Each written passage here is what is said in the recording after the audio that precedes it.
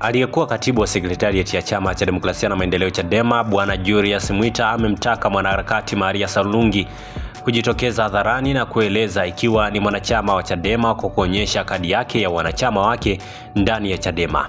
Mwita ambaye amezungumza na wanahabari jijini Dar es Salaam Aprili 3, 2025 siku moja baada ya kuvuliwa nafasi yake ndani ya Chadema, amefikia hatua hiyo mara baada ya kuhoji uhalali wa Maria Sarungi kuhoji maamuzi ya chama, akimtaja kuwa kama mwenye chama kwa namna ambavyo amekuwa akijihusisha moja kwa moja na maamuzi ya vikao halali vya Chadema.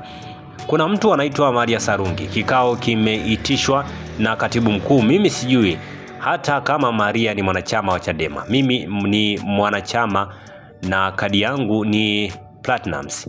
Yeye aje atuambie kadi yake ni namba ngapi. Maria anaposti Twitter anahoji kikao cha watiania kimeitishwa na nani, kwa sababu viongozi wote wakuu wapo field. Serious. Who is this? Mtu anaishi Nairobi anaogopa hata kuja kumzika baba yake, leo anahoji mambo ya chama.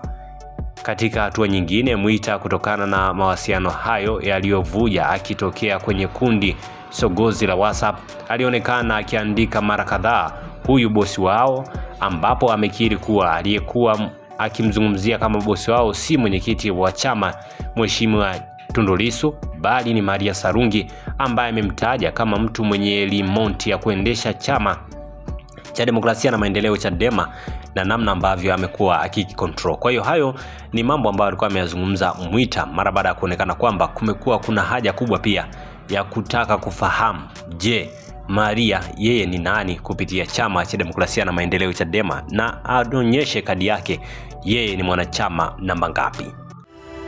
Asante kwa kuifuatilia Baharia TV. Usisahau kulike, kusubscribe, kucomment na kushare.